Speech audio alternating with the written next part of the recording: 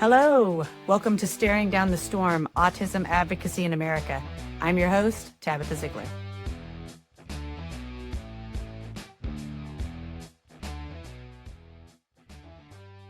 Right, welcome back to the podcast, everybody. I've got my friend Yolanda here. I'll let her introduce herself. Go ahead, Yolanda. Hi, my name is Yolanda Kincaid. Here with Tabitha and excited to talk about some important things for people with disabilities. My current role is the CEO of Sycamore Services, and we are headquartered in Hendricks County, but serve 36 counties in Indiana. So I'm also a mom and a Hoosier, Hoosier born, if you will. So interested to kind of have some good dialogue today. Okay, well, let's dive deep into the origin story. So, we had tried to do this before. Yep, we did. And my little goblin was making it difficult for us. So this is round 2. Well, and I think it's good timing too, because I think some things have changed, and absolutely there's new things kind of cropping up, and so good to be here with you today. Yeah. So. Well, let's talk about the stuff that's happening right now in the state. Sure. So, we're having a reduction in ABA services and stuff like that. Like, do you have any opinions on some of these things that are coming down and how they're going to affect kids with autism? I do. So we have some work group recommendations from the state of Indiana that's coming up, and I think some are good and some I have concerns about, and how it would affect kiddos. And so some of the restrictions with really the lifetime caps and things of that nature. I do recognize that each child is unique in their needs, and for some kids, these new caps might be perfectly fine, and okay. And then there's also some other children that may fall outside of this, right? So if you kind of look at a stereotypical maybe bell curve, you might have the bulk of kiddos that might be just fine with some of these caps, but then I do have concerns for some of the children that might need longer services, for a longer duration. And then also if there's pressure, I guess, from the state with these caps and kind of pushing kids back into an environment that maybe they're not quite prepared for, then I have questions and concerns about, is that school prepared, to be able to take that child on? And I recognize that all schools are run differently and some are more prepared than others. But in general, I think those are some of the concerns that I have as we kind of navigate what these work group recommendations will be. So have you seen any of the clients that you currently have that are younger? Yeah. The younger kids. Yeah. What have those reductions look like for your organizations? Have you been really affected by that yet? Not yet. We do have some kids that will need to be navigating sort of what the end date, as far as the end number of hours when they're getting closer to those. I think it's flexible 4,000 for the lifetime. And so just making sure that we're keeping that in mind as we're looking through those plans for the children. So we've also tried to be adaptive for the kids that we're serving in the ABA. So, for example, how can we bring some ancillary services closer to the children so that, if ABA is capped off for that child for, let's say, that week, are there other services that they may need that we can bring closer so that there's less transition and really having, higher impacts for the child, right? So is there developmental therapy that's appropriate, or occupational therapy that's appropriate, physical therapy, these kinds of things that we can kind of bring nearby or in the same building, whereby that child can kind of pivot and transition to other services that they may need. And I think from the family's perspective, that's one thing that I hear a lot of times from families is they sometimes are feeling like they're chauffeuring their kiddos from place to place and therapy to therapy. And so whatever we can do to try and minimize that, but then also be focused on what the impact is and what are the outcomes for that child. And so it's beneficial, also less just navigating around town and city, for that. So, and where do you currently provide services like ABA services specifically for younger children? Yep. So our ABA clinic is in Danville, Indiana, Hendricks County. So we have children that are supported not only from Hendricks County, but from surrounding counties also. So we have some kiddos that are coming in from like Putnam County, Morgan County, and Marion County to be able to be supported there. So. It kind of depends on the kiddo, right? Yeah. I mean, Sycamore Services, you guys cover 37 counties? Yep. For services in general. Would you like to walk us through a little bit what all that encompasses? Sure. And it truly is the lifespan array for an individual. So we start as early as infants and toddlers through first steps. And then we have developmental therapy, OTPT speech that we're providing. Then ABA also. So generally these are kiddos who are school age or close to school age, that need that level of support. And then some of these supports can be outside of the facility, but these typically we're seeing within.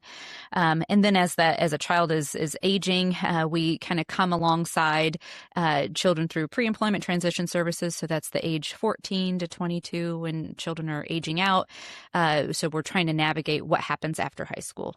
And after that, we have really the whole array of services for adulthood, right? That can include employment supports. It can include job coaching, extended services, so things along that realm of workforce. Also residential, so we have housing, and we can support individuals, up to 24/7. I realize not everyone needs that. Also, we're providing supports in the family home where that's appropriate. So that could be respite, that could be community, that could be recreation therapy. Trying to think through all of the pieces. Wellness coordination. So we have nurses that are on our staff as well. And really that whole array of supports, day services, community, respite, all of those pieces. So we're able to, I probably am forgetting some, but those are the bulk. Well, that's a lot. Yeah. Yeah. I mean, it's funny because I was never aware of Sycamore Services, and yet you guys cover so much. We do. And so far. Yep. So, what would that look like for a parent that's maybe from like a really rural community, like that would have to travel to Danville? Like how far do you have, are some of these clients traveling to get to Danville? I would say, I didn't kind of do my research on that, but probably 20, 30 miles, I would say, that folks are traveling. Not everyone is, and some are located right, in Danville or nearby. So it might be less for others. But I do know, and the conversations that I have with families is that they, before deciding on the ABA clinic, they're going through and they're visiting other places. And so it's, and I'm glad for that, right? So I think that if a family is trying to decide on what ABA center is best for them, I would very much encourage them to say, look and check them out, go on those visits and understand what their philosophy is, meet some of the RBTs, meet the BCBAs. And so that the family really has some high confidence that it's a good match. So I do see it that there's sometimes there's just a pull one way or another to say this clinic feels better for me and my family because of, insert intangible or tangible reason why, depending on what their son or daughter might need. So, well, I was one of those families. That's why I'm asking. And I think there are many families like that in rural communities where, all of a sudden you have a kid that has autism. And this is the first time that you've ever heard about autism and you don't know where to go or who to turn to. Yeah. So could just about anybody call your clinic? Yeah. And anybody could call. And then we also provide, and I didn't mention in the list, we also provide the diagnostic assessment also. So we have a contract with a diagnostician that kind of works on that too. So sometimes that's really helpful where the family may call to say, hey, this is what I'm thinking. Pediatrician had said, hey, this is something you might want to look at. Can you, Sycamore Services, help us in navigating this whole process from diagnosis through? Yes, we can, so we do have families that kind of call and they're like, I don't really know what to do here. Can you help? Yes, we can. And so, depending on what that family needs, we're going to be alongside them for that journey. And from diagnosis through treatment and, and beyond. So. Well, I just find it really interesting. And I also find it interesting that you are a native-born Hoosier. Yeah. And I think that's important, especially considering things that are going on right now. Yep. To find people that are very vested in the community and the success of the community. So let's go a little bit deeper into your origin story. Sure. So where were you born? I was born in northern Indiana in Elkhart County. Okay. Grew up in Middlebury, Indiana. So it's a very small town. When you talk about rural town, I know what that. How many people are in Middlebury? Oh, I think that it's probably in the thousands is now. And I was going to say, I think I can beat you, but I don't know. So, oh goodness. I think if it was 10,000, that might surprise me, so, but that area of Indiana also is very, there's some deep roots in the RV industry and things of that nature. So definitely grew up, along with this piece. And, and there's some diversity, right? So you have, in that area, you have folks that may have a different religious belief, like the Amish, and then you also have, some migratory workers who might be in that area. You also, you have some, maybe your more traditional, backgrounds. And so it was an interesting place to be able to grow up, and, still love it and visit there. I have family that are up in that Middlebury Goshen area, to this day. So we'll be heading there for some holidays, actually. So which will be exciting. Very good. Well, from our last episode, yeah, we know we're going to talk about this too, because I think for people that are curious about people from Indiana and kind of like painting a picture of what that looks like, you also detasseled. I did. Yes. That was my very first job. So, I think the laws are the same, that you can start working when you're 14 with certain, I don't know, documentation or whatnot. And so at age 14, I'm like, all right, I'm old enough to work. I have one older sibling. And so it's kind of following in his footsteps also. I'm like, well, he got a job, and, my brother got money to do these things, and now I want to do, so what can I do? Detasseling was the first thing. And I always share that with students also when I mentioned the pre-employment transition services. So, your high schoolers and they're like, well, I don't know what I want to do. And I'm like, sometimes you just go out there and you try something. Right. And for me, it was a seasonal, right? Detasseling season. So I'm going to see it through for the season, which I did. But then I also recognized afterwards, I will never do that again. Not a fan. Not a fan. But you learn, right? You learn, hey, I can wake up at 4:00 in the morning. I can get myself ready, as a 14-year-old to be on a bus, at 5:00, to go to wherever the group was going. And so, you learn some things, to be able to navigate that. So, but yeah, that was my first job, and, kind of opened my eyes to say that I don't want to do this, which is valuable also at that age. Well, I think that, for a lot of people, because we're sort of a similar age, aren't we? Yeah, I think so. Yep. I'm 43. Oh, I don't want to say my age. Come on. I'm a little bit older. Are you than around my age? I am around your age. So we were still like playing in the dirt kids, that then transitioned to the internet. Yes, that's right. That is my point. Yes. Right.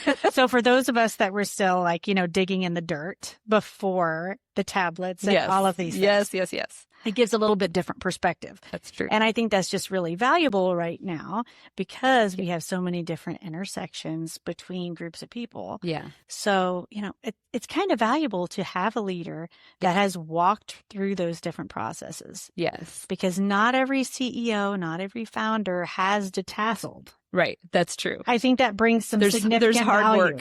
There's hard work and labor. And there's other jobs that I've had, summer jobs or what have you. There was a company that I worked with that was, that worked on plywood. Probably the most physically grueling, job that I've ever had. Again, it's like, hey, I want to get the most money that I can for a summer when you're kind of home from college or whatnot. You want to be able to get as much as you can, to be able to stretch those resources.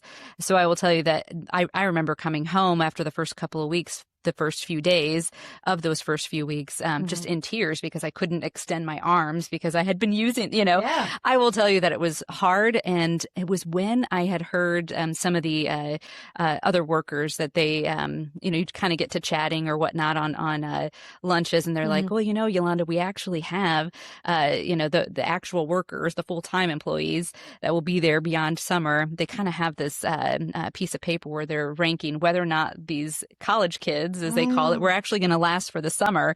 And so they kind of had these little, gambling thing, not money, but they were like, kind of. They're placing bets on you. Yeah, thank you. They're placing bets. And I was like, well, which column am I on? And they're like, I don't know. And so I'm like, and for me, I'm like a little bit, I can have a competitive streak, if you will. So I'm like, well, I'm definitely making through the summer. So I was going to see this thing through.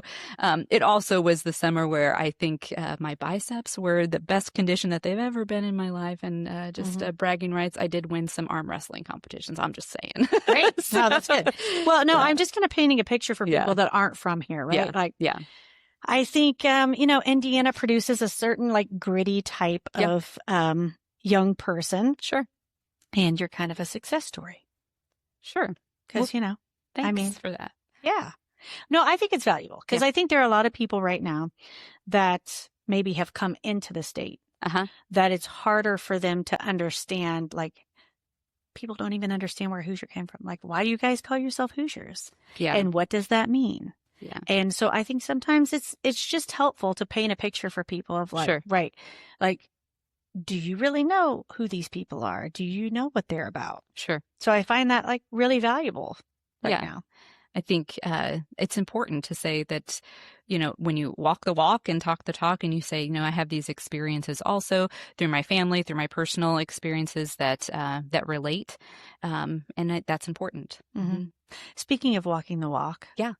So I was really impressed whenever we talked earlier on that you decided to go to a town hall meeting up by you early on to try and ask some questions and advocate for the disability community. Would you like to talk a little bit about? Sure. Are you talking about Victoria Sparks? And so I tried and I had planned to get there early, but not early enough. And so kind of pulling on some memory strings there. So I think I'd got there maybe an hour before it was supposed to start, but I didn't realize that people were getting there hours plural before this event was going to start. And really just, my purpose of wanting to go and just to ask questions was really to advocate for the community that I'm supporting, as Sycamore Services supporting, and beyond Sycamore Services, I've been working in this field for decades, and so I'm passionate about it in many different levels. And so being able to ask questions, to be able to say, how is it that our community is prioritized in these conversations, and really just to ask some questions related to how are policymakers going to be able to keep this in the lens and making sure that we're really keeping our most vulnerable community members in mind as we're making laws or changing policies, because I see it that sometimes there are policies that might be enacted or discussed without having thought through what are not only the intended consequences, but the unintended consequences of what happens. And so I see it that I can provide some clarity or ask some questions in that and do so whenever I have the chance. Unfortunately for that event, I needed to have gotten there, I think maybe 3 or 4 hours in advance, but there wasn't enough room. So I was one of hundreds that were outside of this venue in Westfield, Indiana. And we weren't, of course it was packed. And so what I see from things like that is a couple of things. One, it's encouraging to be able to see that people are showing up and they see that there's value in showing up and being heard. And then two, that there are just a lot of people who are really, caring for what they're representing. And, certainly I shared my lens that I was coming there, but there were others and just chatting in the parking lot that were coming from different perspectives. And so we care, Hoosiers care, and we are showing up, to be able to say, please don't forget about us, whomever us is, from that person's lens. And so I think that's important. And I think when I think about Indiana and Hoosiers, that is something that's part of our core identity. Like we're looking out for one another, we're looking out for our neighbors and our friends, and want to make sure that people have a voice. Well, the reason I wanted to ask you about that is because you don't see a lot of CEOs of organizations, of any type of organization, showing up at town hall meetings to have conversations like that. I think it's important. Well, yeah. So like to the point we were making is, you're walking the walk. And so if it's advocating for, whether it be housing that can be affordable for people, I feel like there's a space to speak into that. If it's for transportation for individuals, there's a place to speak into that. And so however we can, I think leaders, community leaders, whether by job title or not, or advocates, can be able, the more often that we're speaking into these conversations, I see it that we all better from that. We all can enhance our lenses and to be considering different viewpoints as these pieces of information are being disseminated, whether that be developments or whether that be looking at public transit and how that may be changing. Just to be able to say, hey, have you thought about and here's this lens to think about people with disabilities or accessibility or these pieces I think are really important. Well, now you told me last time, so I'm going to bring this up too. We can talk a little bit about it. I feel like people don't just jump into positions like this. Generally, there's some sort of a backstory. So you have a little bit of a backstory of the drive for getting involved with the disability community. Would you like to talk about that a little bit? Sure. And so I have a family member who with a disability, and I think when I was a teenager, probably maybe younger, where I remember speaking to her and just kind of saying, so what is a group home? When you talk about the sheltered workshop, what is that?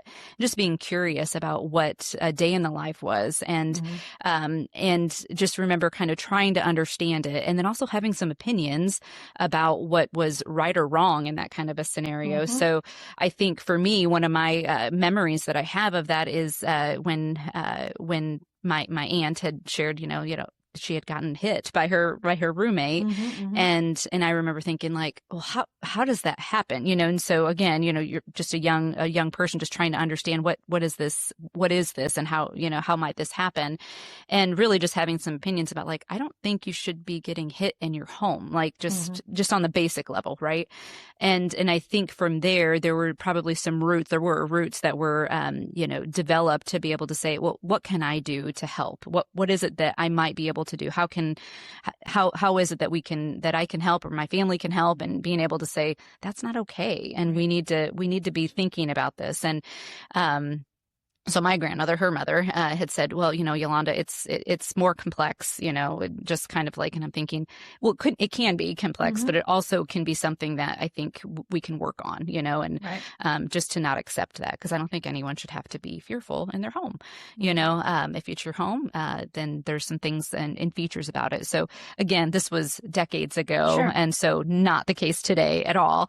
And so she's doing amazing and receiving services. And just doing great. There was some discussion about jobs and things of that nature. So I think those were some of my early core pieces as far as what was your motivation to kind of get into this work. And it's personal. And I see it that if there's anything I can do in the roles that I've had and currently have and will have in the future, that how is it that we can better the system? How is it we can better policies? How is it we can better service provision?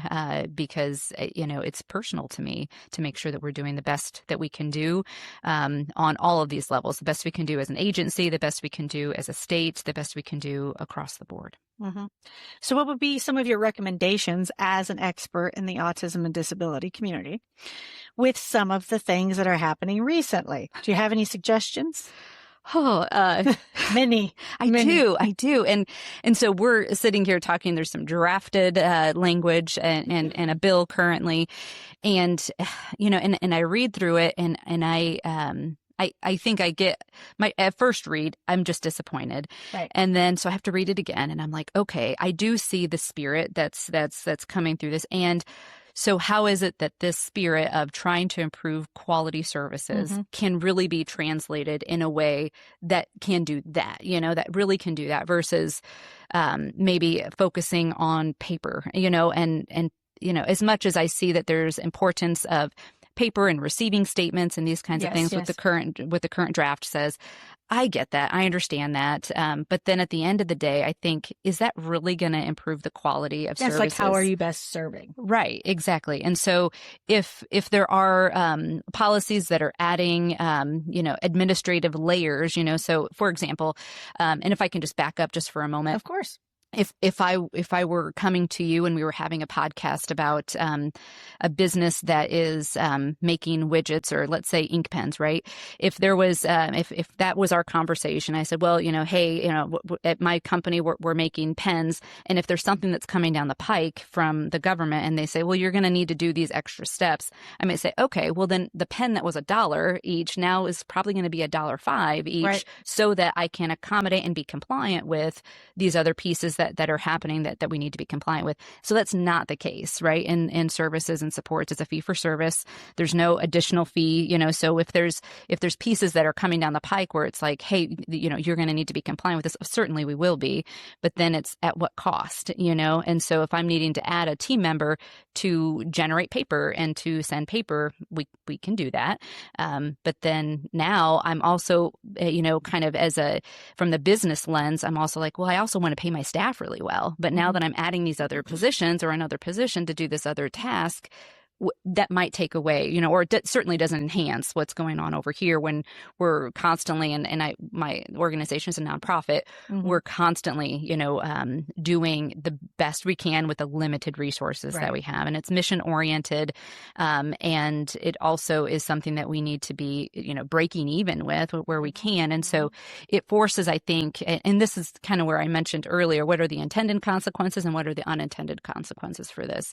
So let's kind of step back and kind of look at that, right? And if the focus truly is quality services, when I talk to families about how do you know about quality services, they're not going to tell me about a statement or a piece of paper that they get. They're going to tell me, I know it's a quality service when the person that I trust, is, for my loved one, is coming, and they're coming on time, and they're coming trained, and they're coming with a plan, and so happy. Yeah, they're happy, and they're doing what is scheduled, I guess, to be done or planned to be done.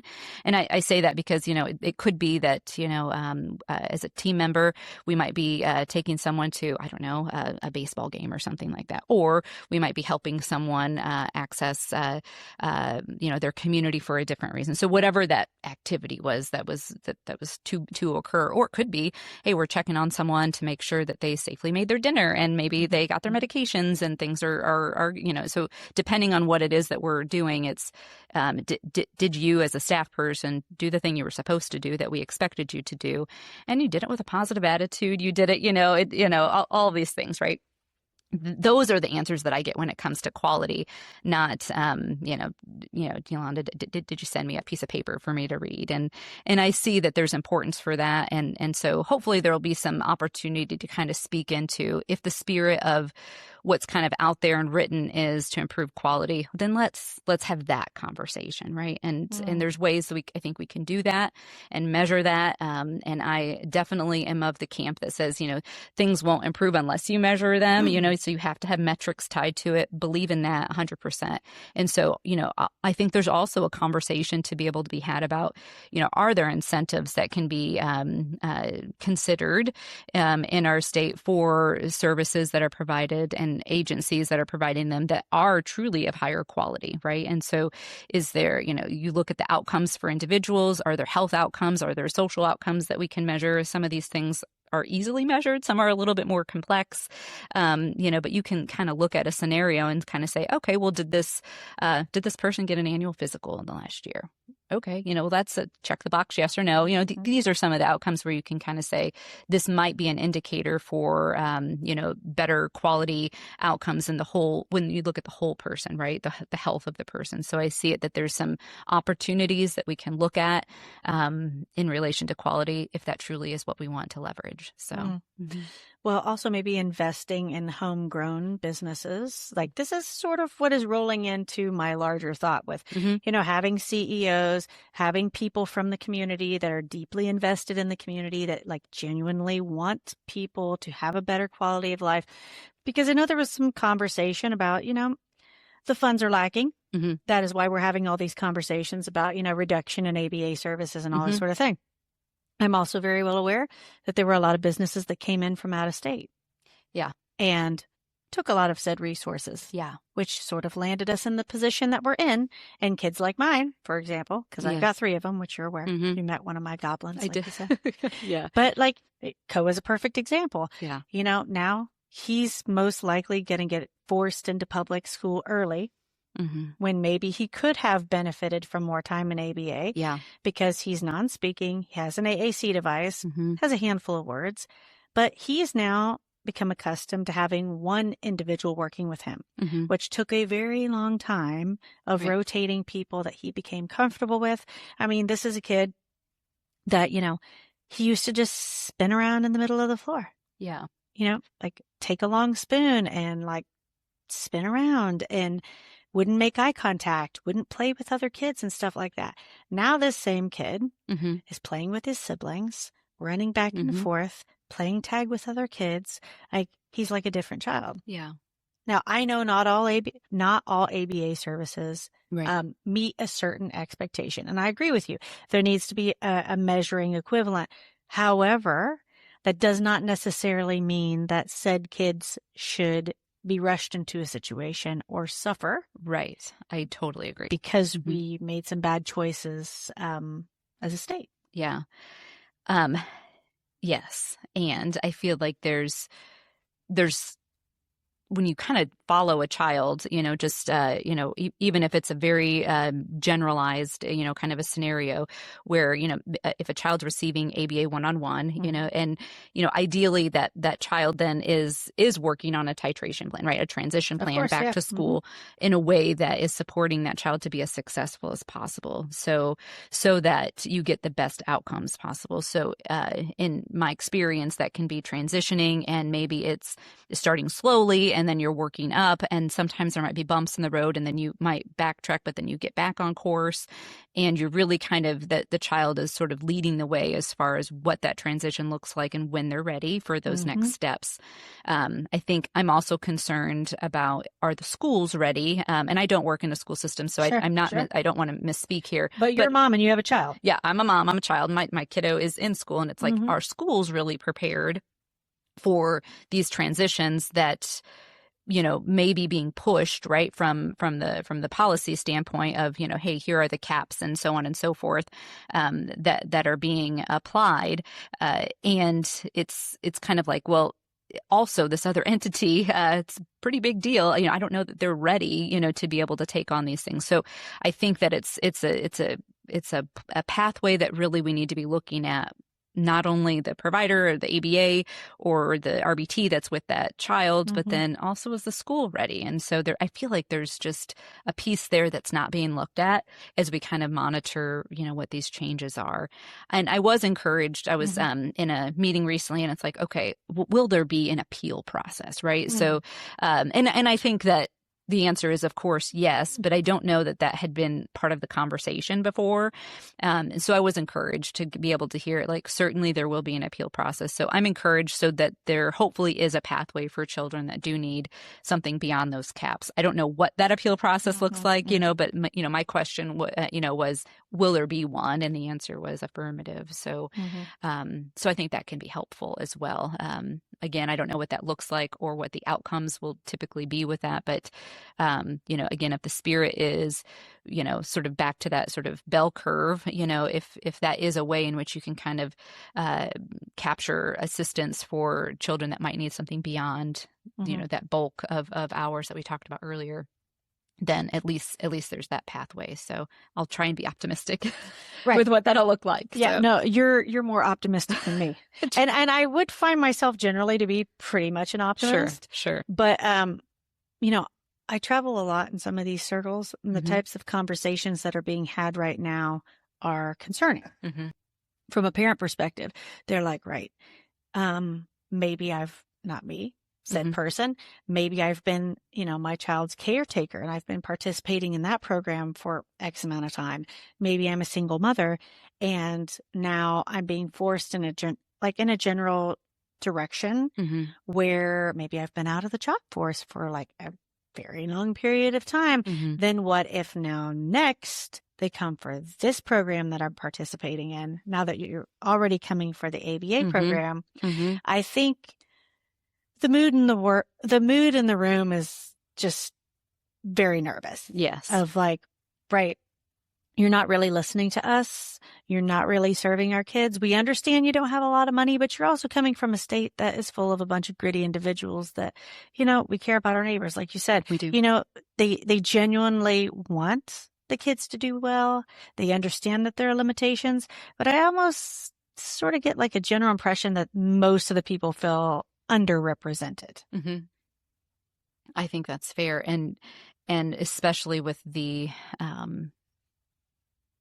trend, I would say, of it seemed like there for a while that there was another service that was getting capped, another service that was getting capped, another service that was being completely changed. And so it was, so it just seems like this is the wave, in which is kind of like, okay, so what's, to your point, like what's going to be capped next? What's going to happen next? And And as I kind of look into 2026 and just understand, and I know that the state has held these listening sessions and opportunities to learn. I am aware that in 2026 they're going to start with a new assessment tool, and that's very different from what we had been using in the past. And so some of these, I think my concern also is, well, if you're changing the assessment tool, and there's not a ton of other states that are using, as I said, there's some, but there's not a ton. And I'm just kind of wondering, like, where are you getting your data? Like, why are you making this decision? Is there, I don't know, like what might happen, what is expected to happen maybe, as to why this tool may have been selected for the state of Indiana. Is there eligibility concerns, or is there reduction in services that we might, so I'm concerned about that. And I think for me, the questions that I ask are, so what do we know about this tool in the states that it had been used in? Or has been, or is, yes. Yeah, was it like, what happened to eligibility? What happened with service levels? Did it change? Did it not change? And so for me, when I talk with families, I want to be able to tell them, look, I'm asking these questions because they're concerned. And I just spoke with a sister of an individual that we're supporting, and she's like, Yolanda, I can't even think about 2026. Like, I'm just trying to get through the week, So, where she's just really stressed because some of the other services had been reduced. And so we're trying to work together on what a plan will be, knowing that some things have changed for her brother. And so it's not a fun time, there are families that are really being impacted differently depending on which capped service you're kind of talking about and how the family was relying upon whatever that is. And so how is it that we might be able to look at different services that might be appropriate, or a different way in which we can do. So being gritty, like you mentioned, and being creative is definitely, I think, on not only my agency's mind, but I know for others, many others as well, to say we want to serve well. We also need to work within these constraints that we're given, right? I just think, there's an increased need for allyship and advocacy in government in Indiana that I think people are aware that, these things were fought for, right? Right. Like, we fought very hard in Indiana to come to the level that we are. Yes. And I think the general consensus very much feels like we're going backward. And we can't afford to go backward, because then you have examples of states like Connecticut, for example, that are expanding their services to 26. And so, people have access to the internet. Yeah. They can balance a checkbook, and they're like, right, we understand that there's a limited amount of money, but maybe there's money elsewhere. Like, how can we improve services instead of reduce them? Right. And, what's the price tag for that? Like, of the money that we have going out for different things in the state, what's valuable, what's not? Like, you do have a large percentage of the population in Indiana, every state, right? But I think the last time I heard, there's about 1 million people with some sort of a disability in Indiana. Yeah. That's a lot of people. It's a lot of people. That's a lot of people. That's a lot of people not to care about. Well, and yes, I agree. Yes, I agree. And how is it that we can raise those voices rather, to be able to speak into what's happening? And so I see that there's, lots, and you mentioned allies and advocacy, a lot of advocacy that's happening on the state side and actually on the federal side too. I know that Medicaid certainly has, there's concerns about it and how large that price tag is. I understand that. And like you said, we can all do math and we can balance a checkbook. Yeah. We understand this. But then it's also, again, it's kind of back to the point of what is your intended consequence and what's the unintended consequence here. So to be able just to say, well, we need to rein in Medicaid, I understand that. And, on some level, I don't disagree, but then it's how do we do that? Or what do you value? I think for me, it's a question of human value, right? Sure. Like, sure. As a parent, as someone with a disability myself, even, I look at things very much from a humanistic standpoint, and I'm like, right, we can wrap our minds around, for example, having a fenced-in dog park. We can't wrap our minds around having a fenced-in play area for children with autism that may elope. Mm-hmm. And I think the Medicaid conversation is a very similar conversation where it's like, right, are we in the camp that we believe that people with disabilities need services, or are we in the camp that doesn't and thinks that that money should be allocated elsewhere? Yeah. And certainly there's something in between, right? Which is why we have the waivers and things of that nature to be able to say, here's the tool that we have. I know Indiana also is working on waiver reset. And so the current waivers as we know them will sunset and they'll stop. And so what will be next, right? And so this is truly the time to be speaking into what is it that we need, what is it that we want as a state. And so to be able to share and I have been encouraged that there have been, they've expanded the number of opportunities to speak into that. I think it started with just like one or two, but then I think 2 or 3 more have been added. And so I'm like, well, I'm glad because there's so many people that need to speak into this. And so I think that's been a reflection of, we got more voices than maybe what they had anticipated. And so adding more and more opportunities really to kind of capture that. And so this just really is a great time to be able to share, here's what we need, here's what is important to us as a state. So as the state is considering what those new waivers will look like, and the pieces that kind of go along with it, in that design process to make sure that we're capturing people's voices. So, yeah, I mean, I think it'll be a very challenging next couple of years, honestly. So I'll use my kids as an example. We're on a waiver waiting list. I do know, from what I understand, one was like capped and then they're not taking any more applicants. And then there's another one that is continuing, but continuing slowly. So I've been operating without it. I'm not one of those people that was like, oh, okay, like I need to set my life up for having this. But those people that are already on it, I can see how they're going to suffer. And we absolutely have to do a better job. Obviously, I don't want to wait in line for something that I'm never going to get. Yeah. So we do have to have good conversations about, of these kids that need supports, how long do they have to wait? How long is realistic? I mean, everybody knows that early intervention is best. Yeah. So, maybe we should direct more money that direction. Yeah. Yes. I have heard that sentiment, often, quite honestly. So, and if you were to rewind, 15 years ago or so, I don't have the data, but sure. I can just tell you that there were significantly less children on the waiver than there are today, and so I don't think that the waivers that we currently have are really intended to serve children as, and I think that's just the nature of there wasn't that degree of participation on the wait list at the time. But I also know that families, they understand, well, hey, if we're going to be on a wait list for 4 years, I'm going to get on my son or daughter or loved one on the wait list as quickly as I can, because we know we're going to have this long wait list. I was, again, just trying to be an optimist here. I was encouraged by some of the drafted language in the bill that was kind of sharing the sentiment that of the individuals that are on the wait list, is there, an opportunity to be able to get some services. Now, the pessimist in me is like, what does that really look like? Right. It was like what crisis, are you really going to give? Yeah, like it's crisis supports, and they had labeled, some of what this would be. Sure.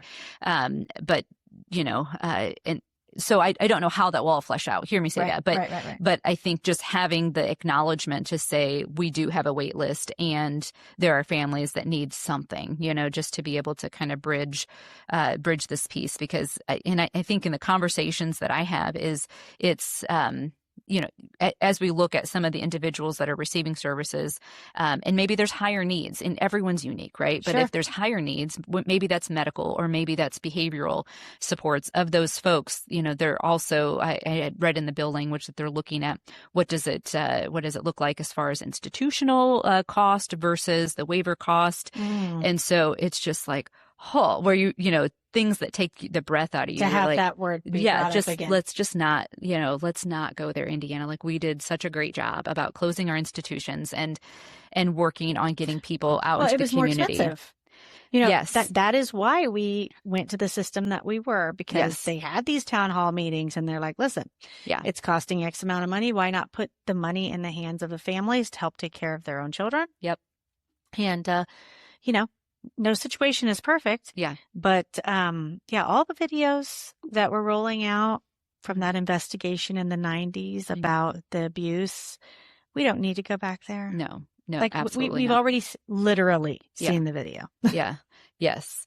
So, and so I don't want us as a state to go there. And I don't see any indication but just to have that word be like that utilized. I mean, it's just like that word would also just, all the spidey senses would go off. Exactly. Where you're just like, huh. And I understand, at the end of the day, I do know that there are people in our state that their job is to, create these budgets and stuff. And I understand that. But again, it's kind of going back to, well, let's be intentional about how we're kind of having these conversations and how can and language is important. Language is very important. Yes. Because for disability advocates, when you say something like institutionalization, it's just a hop over to eugenics. Like that's where my brain goes. I see. Because I'm like, hold on. We have very much stepped away from institutionalization. And the minute you bring back institutionalization and people that are still alive that remember that time, they remember either themselves or heard about it, sterilizations, mistreatment, abuse, and yet all of that stuff was bad. I'm not saying that all of the institutions were bad. I'm not saying all of the staff was bad. Right. But yes, like you're taking away autonomy. Yeah. You're taking away options. Yeah. I just can't fathom why a word like that would be put into a document concerning all bad. Yeah, it does. It generates, danger. Yes. Yeah. This like to your point, this domino of let's not go there, and let's try and focus on using the resources that we do have and allocating them the best way possible. And so I think that everyone is wanting to do that. Hear me say that. I do. I think that everyone, but I think it's how do we do it? But I think publicly, this is why it's important to have these conversations. Yes. And if 100%. Anyone is listening, which we never know who listens, right? That's right. Maybe they will hear us say this and be like, oh yeah, no, that was a mistake. Yes, it absolutely was a mistake to put that word. Yeah. And there are probably other mistakes. And maybe reach out to the professionals and the disability community to have a seat at the table, which I do know they had a task force. Yes. I'm aware of some of these things. Yeah. I'm also aware that, things don't always go the way that we think. And just because we have an opinion about something does not mean that our politicians may listen to said language. Yeah, that's true too.